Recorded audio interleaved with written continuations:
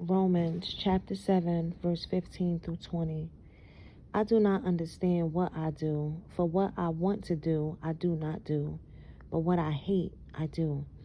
And if I do what I do not want to do, I agree that the law is good. As it is no longer I myself who do it, but it is the sin living in me. For I know that good itself doesn't dwell in me, that is, in my sinful nature. For I have the desire to do what is good, but I cannot carry it out. For I do not do the good I want to do, but the evil I do not want to do, this I keep on doing. Now if I do what I do not want to do, it is no longer I who do it, but it is the sin living in me that does it. Now, that scripture right there, it touches on so many different topics because it talks about the sin that lives within us. But what is sin? You know, we can go to the commandments and we can say the 10 commandments that is sin. But often those commandments that you will stand upon will make you sin against yourself. You will reject yourself adhering to the 10 commandments. But I wonder if our wisdom is designed to be hindered through sexual promiscuity. You can be exposed to multiple different areas when we're practicing these different or playing in these different arenas. We're not taught the importance of protecting our soul. See, they sell morning after pill and birth control and condoms and all of these different protective measures.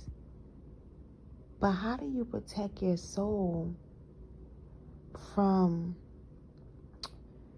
becoming bound by these different energetic forces or these practices that we adapt and we pick up and often wonder, are they wrong? Does that make us wrong?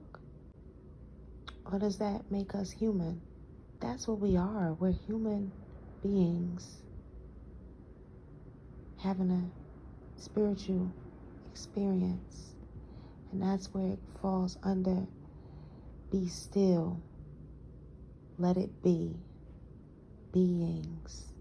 But sometimes you're not able to be still because the mind can control you. And the mind is the strongest muscle in our body now, y'all. It's so strong that it has the ability to create different scenarios and images, and it can display a reflection of these scenarios and these images in your mind. But what if they were planted there? What if these scenarios and these images were planted in your mind to confuse you? Because waking up to the realization of who you are and accessing that wisdom that's stored in your data bank, it can be scary for those around you. That ain't just scary for you, it's scary for those that's around you too. Because it removes the control dynamic. It hinders the flow of repeating cycles. And if you look at life and how history has a way of repeating itself, fashion has a way of repeating itself, music has a way of coming back around, trends have a way of repeating themselves. But years ago, they didn't call them trends. They was what it was. But it has the ability of repeating itself. You see children having children at the same age that their parents did, and the cycle continues because history has a way of repeating itself. But sometimes we arrive at a space and history where some edits and alterations must take place. So when these edits and these alterations, they come into play, I often wonder what that will do to the spirit of an individual, and if they will be able to recover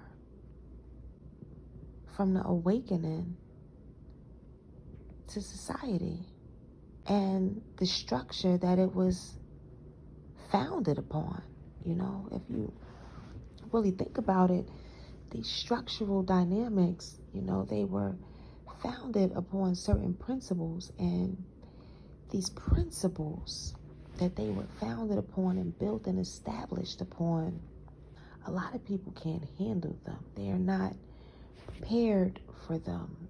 You know, it becomes easier to feed our children the same lie that we was fed, to exist upon those same broken foundational structures. It's scary, man. And you know, just waking up to the humility and finding that gratitude in me, that, you know, it's a beautiful thing to acknowledge the light within you. And for a long time, I was blinded to it. I didn't pay attention to my own internal light. You know, it was more on my focus to encourage someone else to find their light, to, you know, to strengthen them, to motivate them, to encourage them. It's the humility that's inside of me that I am most grateful for today, because even realizing that everything I believed to be true was a lie, I also wouldn't change the majority of things. But allowing yourself to become consumed in that space of a time machine, even though science has evolved and, you know, they have created flying cars, there really isn't a time machine to go back in time and rewrite anything, which is why history, his story, continues to repeat itself. But if we keep on repeating history and the same structural dynamic that our forefathers did, we're going to keep on yielding the same results. But on the contrary of that, how do you move into a new paradigm while protecting the old paradigm? Because it's not designed for us to destroy one paradigm to move into the next. In fact, we develop new paradigms and new systems while restoring the old paradigm, so that we can transfer that data into the data bank. The data bank is our soul. And our soul carnates here for a purpose.